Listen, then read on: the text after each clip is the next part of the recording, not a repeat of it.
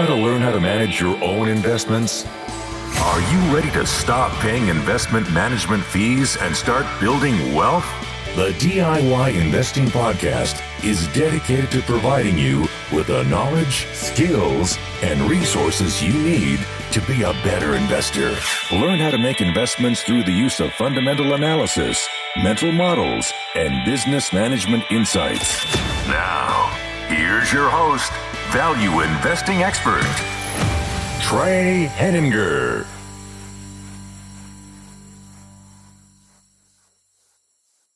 Hello and welcome to the DIY Investing Podcast. My name is Trey Henninger and I'm your host. Be sure to subscribe to the podcast to get more great investing content. If you're listening on YouTube, also hit the like button on this video. And if you're listening on any other platform, please consider giving me a 5-star rating and review. Your ratings and review are a great way to support the show. Thank you for your support. So let's dive on in. Today's topic is an investing first principle. And in the simple format, it's called all securities are owned at all times. Now, you may think this is pretty obvious or intuitive, and it is simple, but I think there's some very profound, useful things to understand about this first principle. Investing first principles are very important because they underlie all the things we do with investing. They underlie all investing strategies, and I believe the best way to develop an investing strategy, the best way to improve an investing strategy is to do so using first principles and to build it up, fully understanding all of the implications of the first principles that you have, trying to gain new first principles over time and incorporate them into your process. So although I think some of you following the show may have skipped straight past this episode, considering it potentially a boring or straightforward topic, I am thankful for those who have chosen to listen, and I hope to provide value with this one. So let's dive into the detailed explanation I have for you. So my detailed definition of this first principle is as follows. Every security or financial asset must be owned by someone at all times until that security is retired. This holds true for stocks, bonds, cash in the bank, quantitative easing, and any other similar financial asset. Once it's created, all securities must be owned by someone at all times until the security is retired. So, I want you to think about that, but what I'm going to do through the rest of the show is I want to talk through the implications of this first principle. So it's really easy to think first is this first principle true? And I believe this first principle is absolutely true. It's common sense, but I think some of the implications aren't necessarily common sense or aren't necessarily thought of. And that's quite obvious if you follow mainstream investing content, mainstream investing news coverage. A lot of mainstream investing content tends to violate this first principle, which could mean one of two things. The first principle isn't true, or they just don't think about it. And I think it's definitely the second one, because if you think about it, financial assets have to be owned by somebody. There's someone that owns every single stock out there, whether it's a person, a pension fund, a bank, something along those lines. Every single share of stock, every single bond, every single dollar of cash in the bank is owned by somebody. This is a very profound but very important statement to understand, because the implications are broad and they can mean a lot for you as an investor.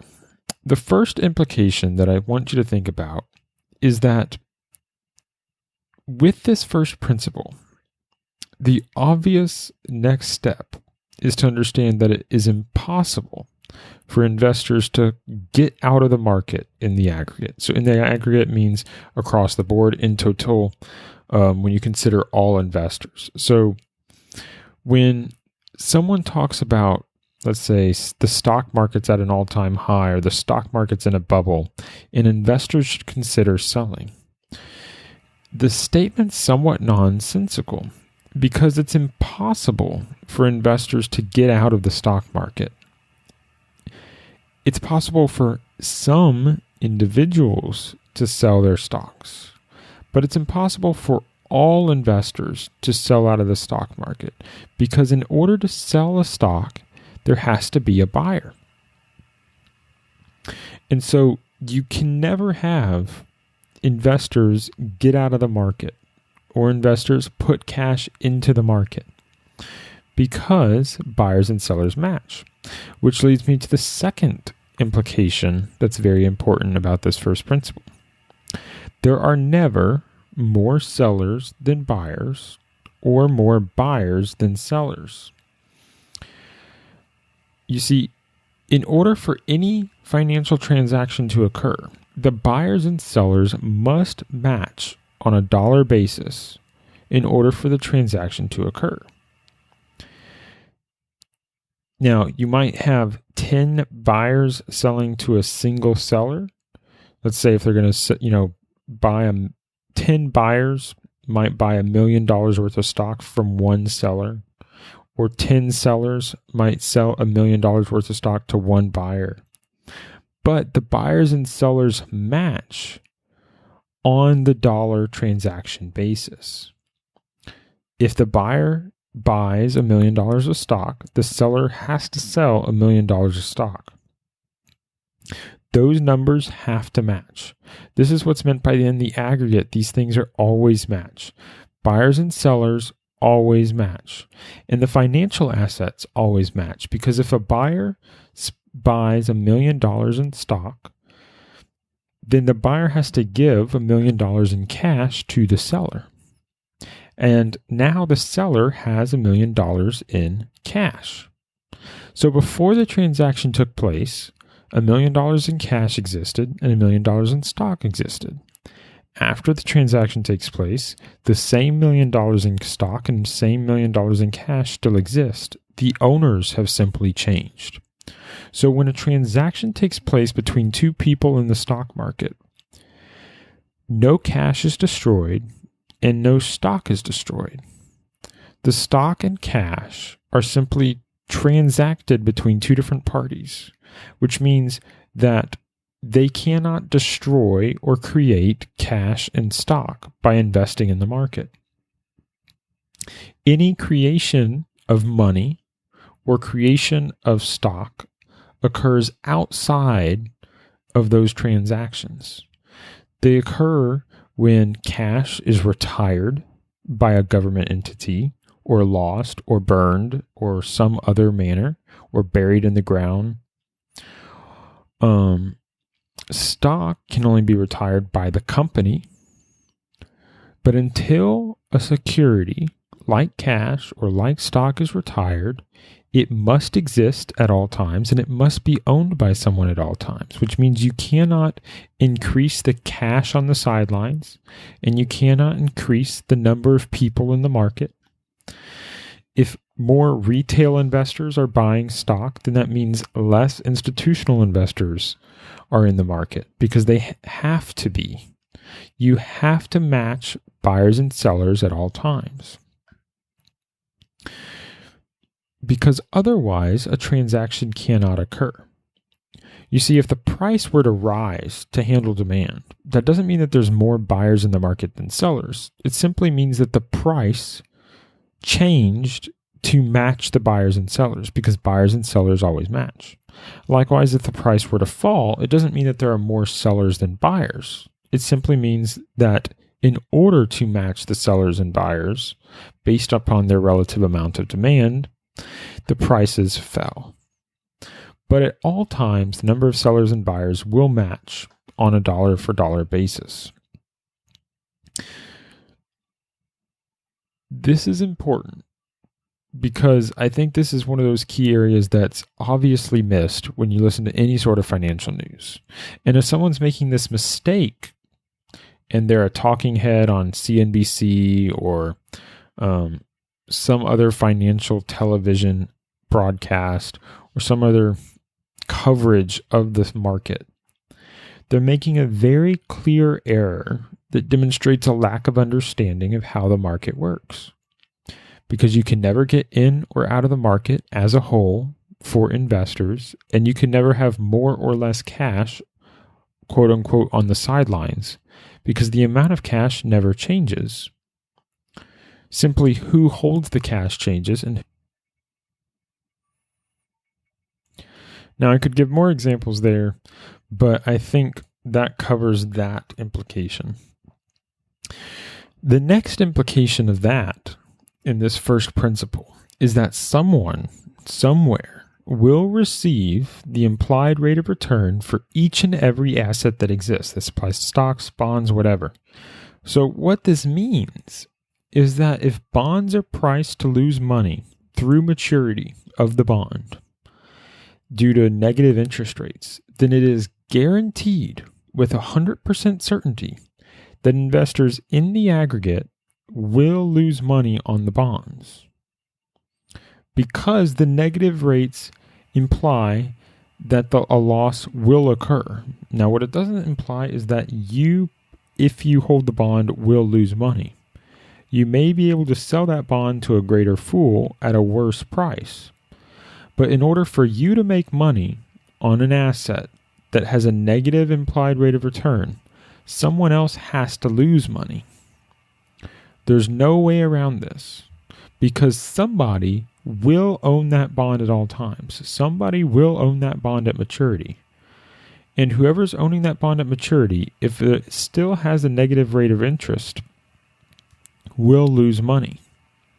So you have to be very careful about how you talk about investments. You can't simply say, for instance, that interest rates can fall indefinitely. It's possible that interest rates can fall for a very long period of time. Interest rates can even go negative. But when they do so, holders of assets that are earning a negative interest rate are going to lose money until they can get rid of that asset to someone else. But the asset doesn't go away until it reaches maturity. And for bonds, that means that somebody is going to lock in a loss. And it's simply a game of hot potato to see who's going to get stuck with the loss. Which is why it's pure speculation when you buy an asset that has an implied negative rate of return. This can apply to bonds that have negative interest rates, but it can also apply to incredibly high-priced stocks. If you're buying stocks at a PE ratio of 50 or above, the most likely outcome is that you're going to lose money, or at least someone will eventually lose money. Speculating in high-priced growth stocks that cannot possibly attain the growth required to accommodate those prices means that someone will lose money.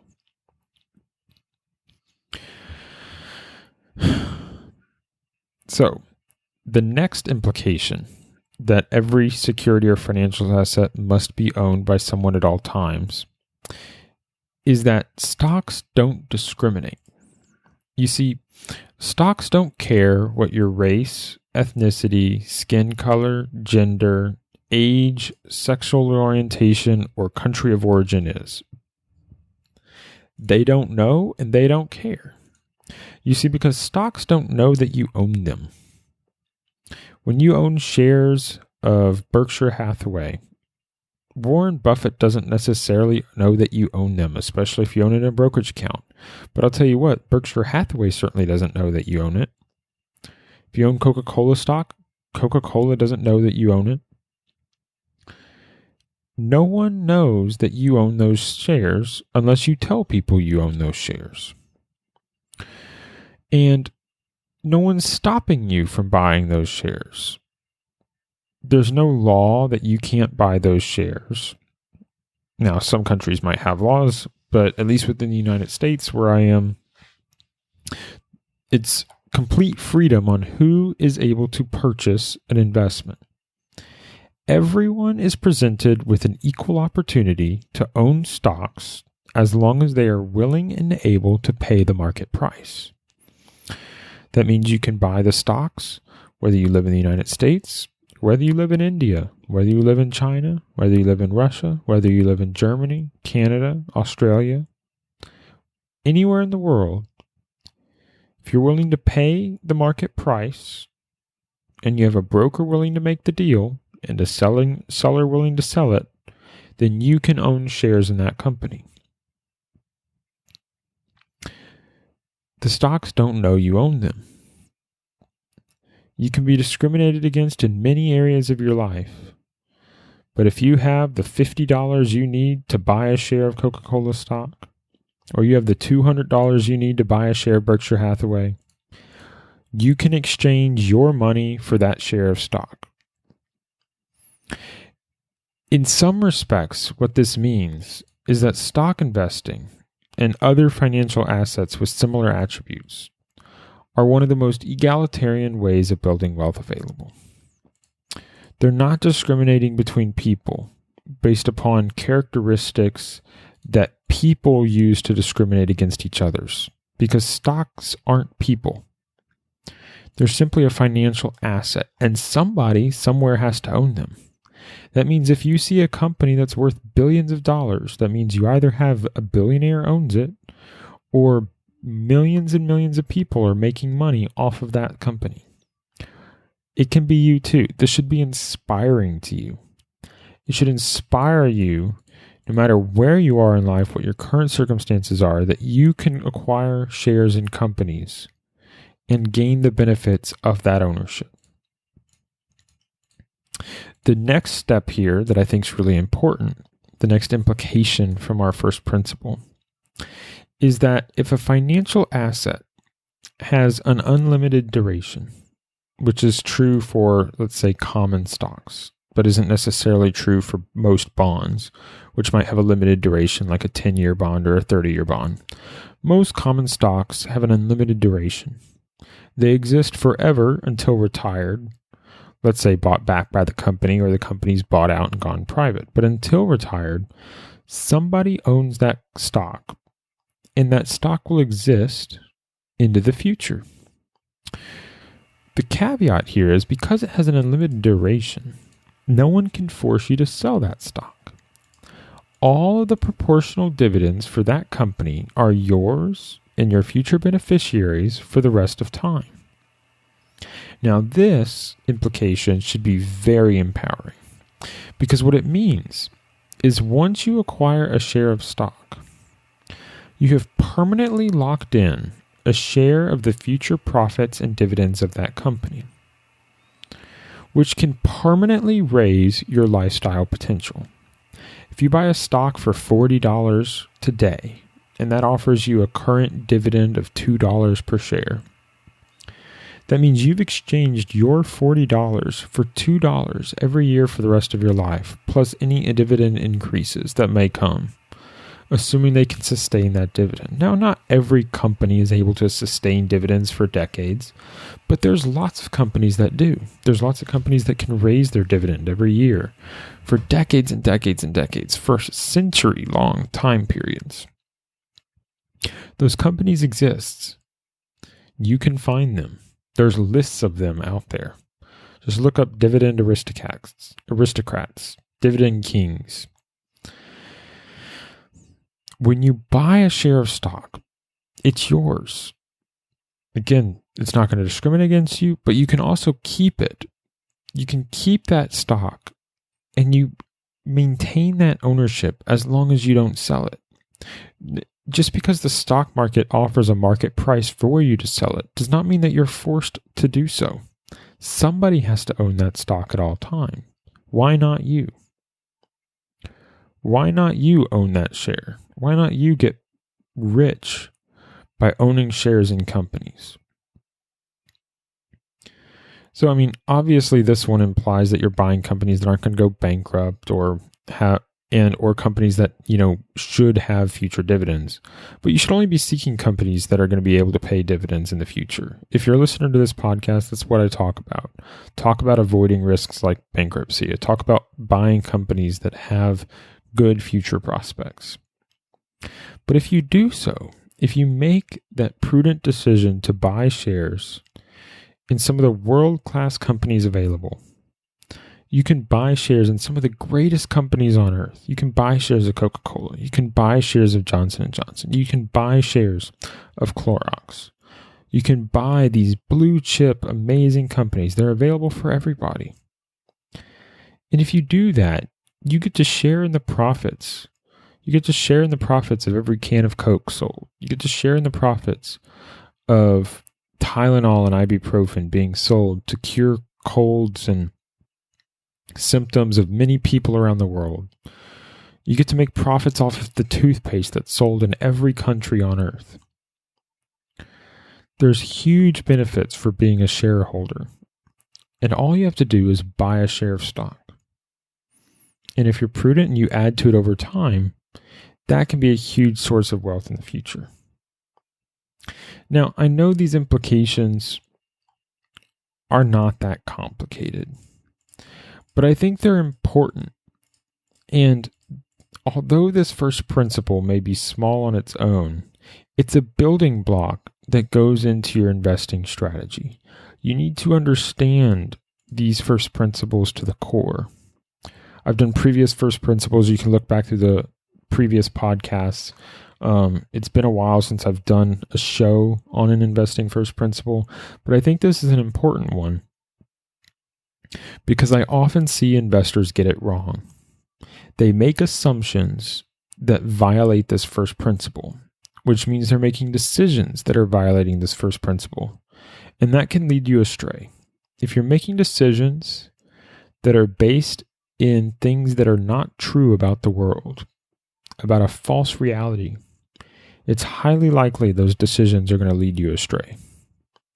So this is just one simple investing first principle, but I think it's very important in understanding that, again, every security or financial asset must be owned by someone at all times until that security is retired.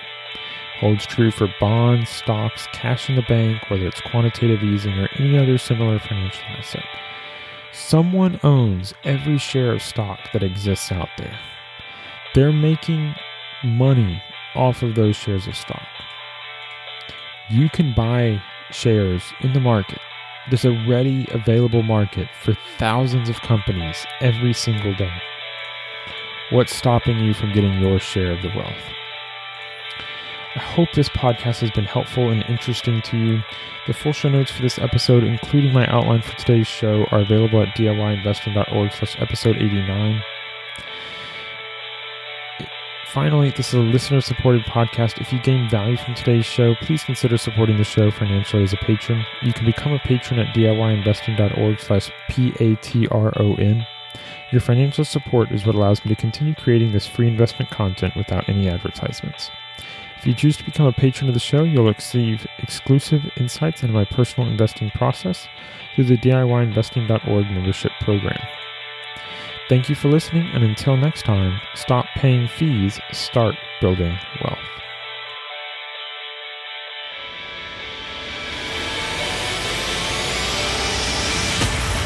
Thank you for listening to the DIY Investing Podcast. Please visit our website and subscribe to our email list at DIYinvesting.org for guides, videos, and resources to help make you a better investor.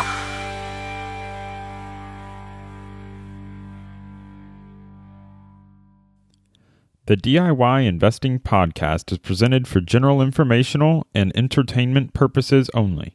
I have not considered your specific situation or risk profile, and I have not provided investment advice. The information presented on the DIY Investing Podcast should not be construed as investment advice. The views and opinions expressed on the DIY Investing Podcast are those of the participants and do not necessarily reflect those of the show's host or sponsors. DIY Investing, its producers, sponsors, and host, Trey Henniger, shall not be liable for losses resulting from investment decisions based upon information or viewpoints presented on the DIY Investing Podcast.